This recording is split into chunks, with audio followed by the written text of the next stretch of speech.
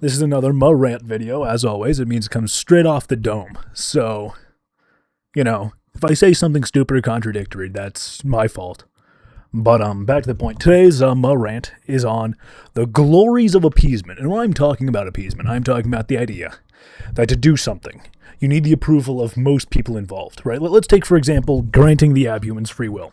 I was talking to CPS on the other day, and this is no fault to CPS, right? You can do appeasement, right? Like, I'm not saying you shouldn't do appeasement. What I'm saying is that when you do appeasement, right, you need to be aware of what you're doing, right? And the idea that what you are doing is sacrificing efficiency for personal gain, right? So that no one gets mad at you. You're scared of disapproval of others. That's what appeasement is, right? And doing, something like that, preventing yourself from doing something, I should say, just for the sake of making others happy is stupid, in my opinion, right? Let's take giving the abhumans free will, the abhumans clanners. Last night, I gave the abhumans clanners free will as the archivist, right? And CPS was like, well, I wanted to do it. I wanted to find a way that everyone liked.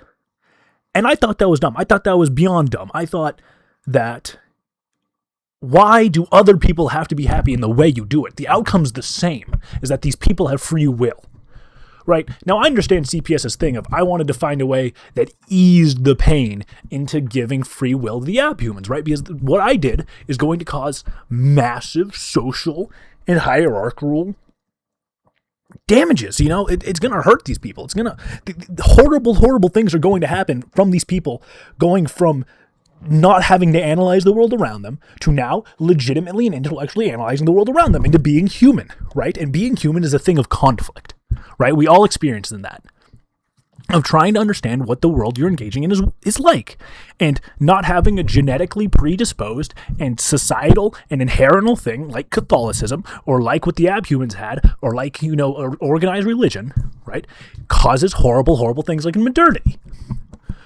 But there is an innate freedom and an innate joy that can only be found in the death of gods and the death of organized religion. And abhumans are free to engage with that. They are also free to continue doing this thing that they have been doing for as long as they have existed, right? Which is being biological slaves. Now, in this, to get back to my original point of appeasement, is that doing appeasement prevented the abhumans from having free will. Appeasement in that situation was causing more harm than the intention of not causing harm, right? The road to hell was paved with good intentions, kind of thing, where these people, the abhumans, right, weren't being able to experience free will. They weren't being able to be alive, fundamentally, because CPS, right, wanted to be like, well, I wanted to make people happy when I did this. I didn't want to rock the boat too much. But sometimes, to make the right decision, you have to rock the boat. And with this rant I have on appeasement, I'm going to lead this into leadership, right? The point of leadership is not to make people happy. The point of leadership is to make a decision that you think is just and the people that you represent believe is just, and suffering the consequences for that decision. The point of leadership is to take responsibility regardless of the reason, regardless if it's even your fault. It could totally not be your fault. And yet, you have to take responsibility for it. For example, I know a fella named Sawyer. Now, Sawyer, he was paid, he had a job where his job was to lead a theater. Now, we're going to give a example here of Sawyer not doing a good job at being a leader. And why he wasn't being a good leader is because he didn't take responsibility. Sawyer was told to cover up some windows to allow for our lighting designer to get a better understanding of their lights, because if you cover up the windows, you can make the room darker, you can see the light better. The lighting designer told him exactly how to do it. Sawyer then proceeded to do it poorly, right, because he was in a rush, which is okay. He assigned someone else to do it. That person did a bad job. Sawyer was then told, hey man, the windows aren't covered up. And Sawyer says, well, that's not my fault. That's Grayson's fault, because I told Grayson to do it. It doesn't matter that Grayson was told to do it by you, right? It's Sawyer's responsibility. Sawyer needed to take the responsibility, and he didn't, and that's why he's a bad leader.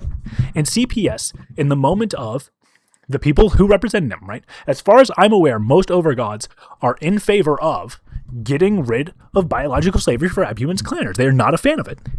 And instead of CPS doing the moral and just thing that he needs to do, right, which is to give the clanners free will, he said, well, I don't want to do it because there's these other people, right, who don't. And I represent those people as well, and I get that sensation.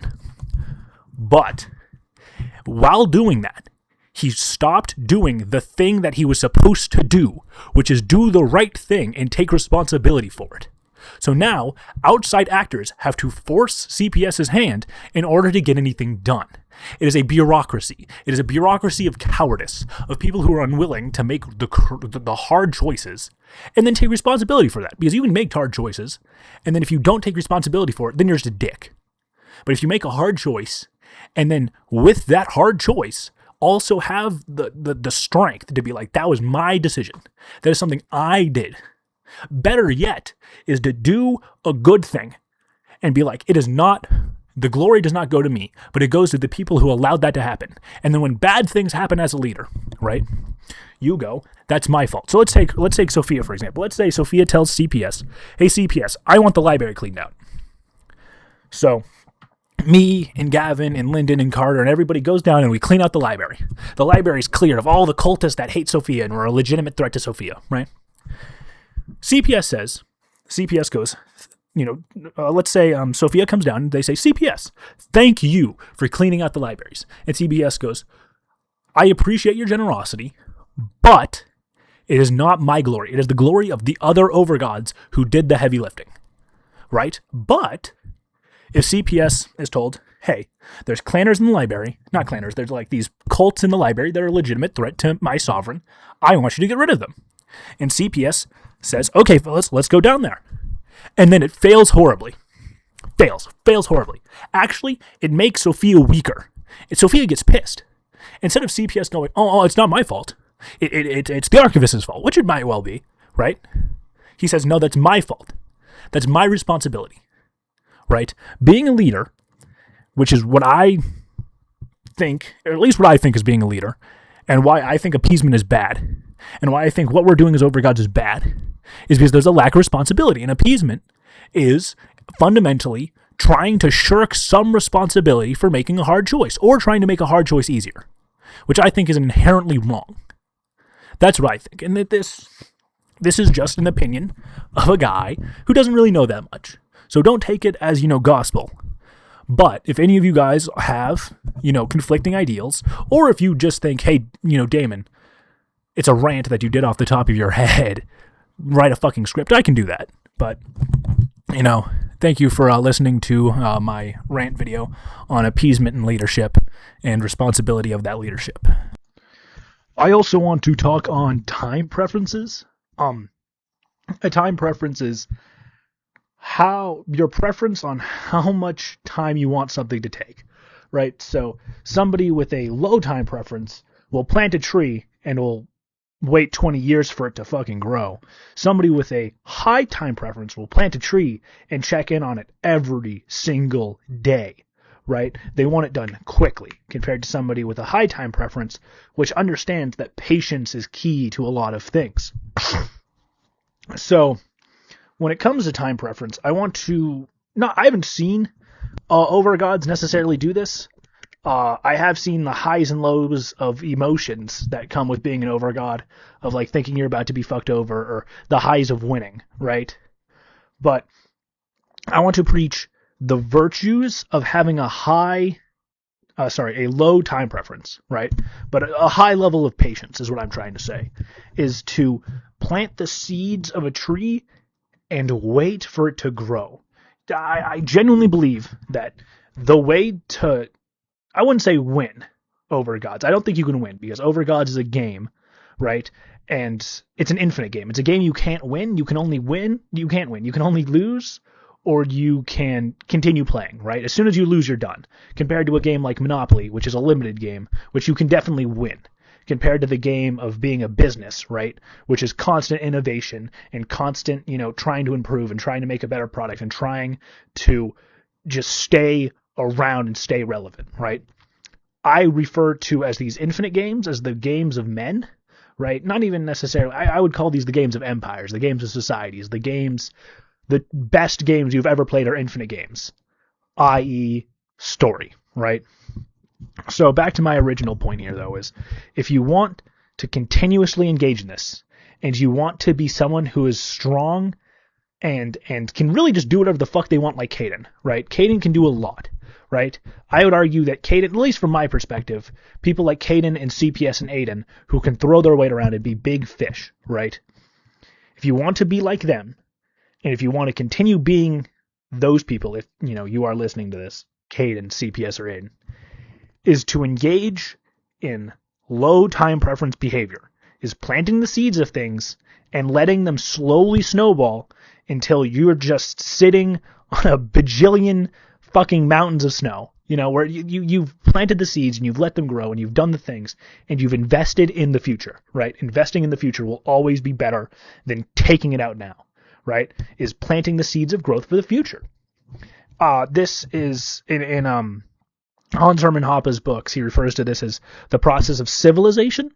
Low preference tendencies and low time preference behaviors always lead to better things down the road, because you're turning $1 into 10 and then 10 into 100 and then 100 into 1,000 and so on and so forth. That is the behaviors of low time preference that I want to preach here, along with the abandonment of appeasement and the abandonment of, not even necessarily the abandonment of appeasement, but just understanding what it is.